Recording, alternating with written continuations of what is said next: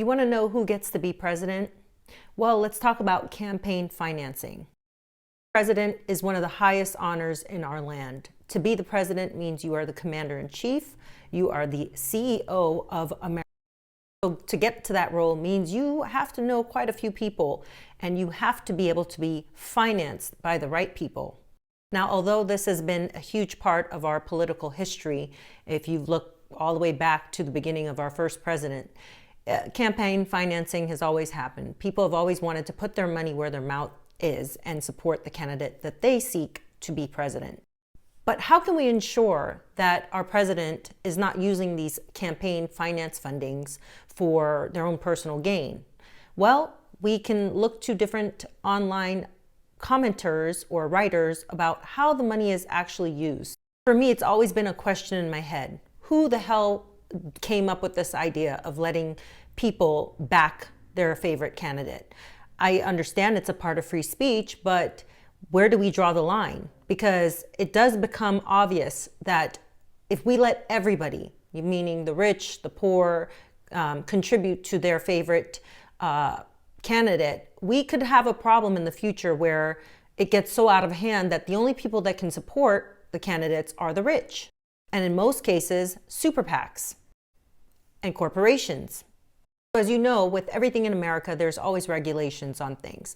Back in 1971, there was a Federal Election Campaign Act that was passed. It aimed to regulate contributions and expenditures in federal elections.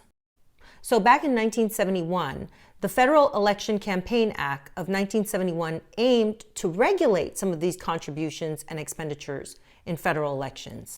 I think it's no secret that many of us are concerned about money in politics and how this is going to play out when the rich are the ones that have most of the money and most of the wealth. If they are supporting their favorite candidates, how do we get a say?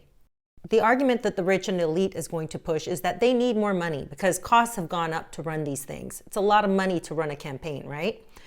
And I wanted to find out, really just in general, I wanted to know whose political campaign raised the most money.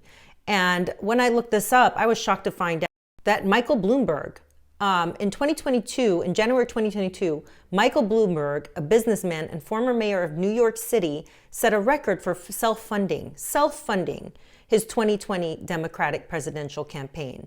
He spent over $1 billion of his own money on the campaign. Keep in mind that fundraising records may have changed, but I'm just telling you guys what I looked up. So most naturally, I wanted to know who raised the most money out of all of these presidents that have ever run in history. And of course, Joe Biden came out number one with $1.6 billion for his campaign, for his presidential bid in 2020. And Donald Trump wasn't too far behind. He raised $1 billion for his campaign. These amounts include funds raised for both the primary and general elections. So, oh, and we can't forget about this man, Barack Hussein Obama. He raised over $1 billion as well for his presidential bid. When I think about the kind of money they're spending, this is the kind of stuff, this is from this Sightline.org. You can go look up different sites of how they say these funds are spent, right? Because I'm sure these people can't just hold on to this money. It would be illegal. Political consulting, staff salaries, wardrobes, meals. I think I'm in the wrong field. I need to go into working for one of these candidates and making bank. The question to you Americans is, should campaign funding have a limit? That's the question I have. There's a debate going on about this online, and obviously many of you guys out there realize that when is enough enough? Should they have a cap on the kind of money they receive? Because one of the things I realize is the federal government is run by a bunch of people who have ultimate control over things and easily could take out their political enemies or opponents. And I wanted to know who are the people rather responsible for making sure campaigns don't have fraud. And it's the FEC. It says ensuring the integrity of campaigns and preventing fraud involves multiple stakeholders. Regulatory bodies such as the Federal Election Committee, the FEC, in the United States oversee and enforce campaign finance laws. Additionally, law enforcement agencies, What law enforcement agencies do you know that works with these guys? These agencies may investigate and address any allegations of fraud. Political parties, candidates, and their campaign staff also play a role in adhering to ethical practices and reporting accurate financial information. Vigilant voters and the media also contribute to identifying and addressing any irregularities in the electoral progress. Do we really though? Do we really?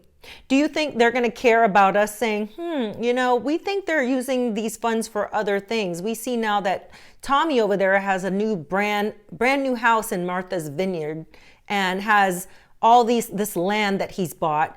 Do we get a say? No, I think it's just the political opponents of these people that get a say.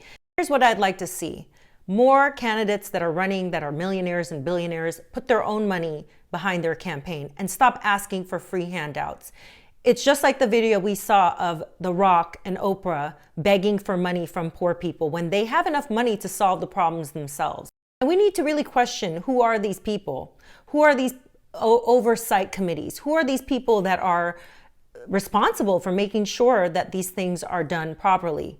Because at some point, we as a public need to ask for two things going forward in the next, whoever wins the next election, right? We need to ask for term limits, and we need to ask for oversight of these campaign financing. Because when you really think of how politics is done in America, it's really who has the most money that wins and who has the most people and corporations behind them. Anyways, you guys tell me what you think about all this, and I hope you have a great day, and remember to always think for yourself.